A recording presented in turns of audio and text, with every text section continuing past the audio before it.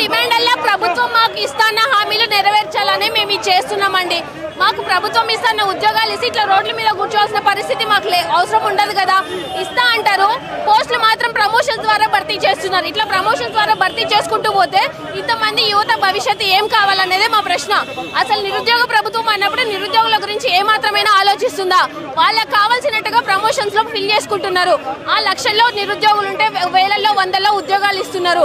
ఏమైపోవాలి ఇంతమంది లక్షల మంది నిరుద్యోగుల భవిష్యత్తు ఏంటి? అది ప్రశ్నార్థకంగా మారింది ఈ రోజు. అందుకనే మేము వచ్చి మా నిరసన తెలుపుతున్నాం. అవును,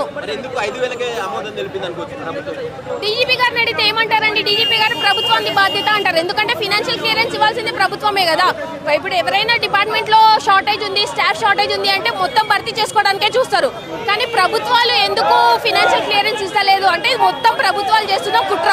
ఇప్పుడు మొత్తం రేవంత్ రెడ్డి గారు చేస్తున్న కుట్ర ఇది. ఎందుకు ఇంత నిర్లక్ష్యం నిరుద్యోగుల పట్ల అనేది మా ప్రశ్న.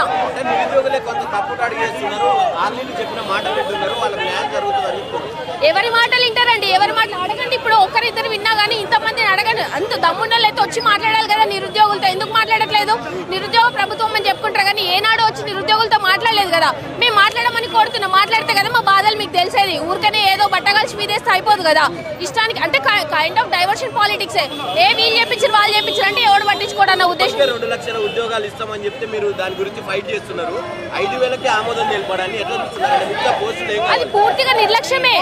ఏదో ఇవ్వాలి కాబట్టి ఇస్తున్నారు. ప్రతిపక్షాలు ప్రశ్నిస్తున్నారు, వీళ్ళు ఇస్తున్నారు.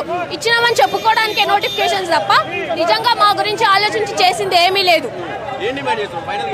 మేము అడిగేది అంతే, మీరు ఇస్తాన్నారు 2 లక్షల ఉద్యోగాలు ఇవ్వండి, జాబ్ క్యాలెండర్ ఇస్తున్నారు, జాబ్ క్యాలెండర్ ఇవ్వండి. మా ప్రస్తుత డిమాండ్లు మీరు ప్రమోషన్ల నుంచి కాదు ఫిల్ చేయాల్సింది, డైరెక్ట్ రిక్రూట్మెంట్ చేసుకోండి. ఎందుకంటే లక్షల మంది నిరుద్యోగులు ఆధారపడి ఉన్నారు కాబట్టి మీరు ఖచ్చితంగా డైరెక్ట్ రిక్రూట్మెంట్ చేయాలనేదే మా డిమాండ్. ఇప్పుడు కానిస్టేబుల్ 5,000 వేస్తా అంటున్నాడు. మాకు 5,000 కానిస్టేబుల్ పోస్టులు వేస్తా అంటున్నాడు. మాకు 5,000 సరిపో. 19,000 పైన ఖాళీ ఉన్నాయి కనుక మాకు 20,000 పోస్ట్ వేయాలి. ఎస్ఐ కానిస్టేబుల్ ఏజ్ కూడా కానిస్టేబుల్కి 36, ఎస్ఐకి 38 ఏజ్ పెంచమంటున్నాం. గత 3 సంవత్సరాల నుంచి జరుపుకుంటూ తీర దగ్గరకు వచ్చే వరకు 5,000 పోస్టులు అంటే మాకు సరిపోవు.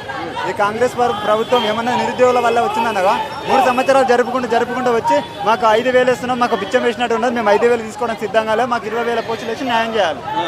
ఇప్పటికే చెప్తా ఉన్నాను, చాలా ఉద్యోగాలు ఇచ్చినాం, నిరుద్యోగులు కావాలని రోడ్లు ఎక్కుతున్నారు. నేను ఒక ఎస్ఐపిసి ఆస్పిరెంట్ సంబంధించిన కనుక మీ కాంగ్రెస్ ప్రభుత్వం వచ్చినాక ఒక కానిస్టేబుల్ ఎస్ఐ పోస్ట్ ఒకటి కూడా పడలేదు.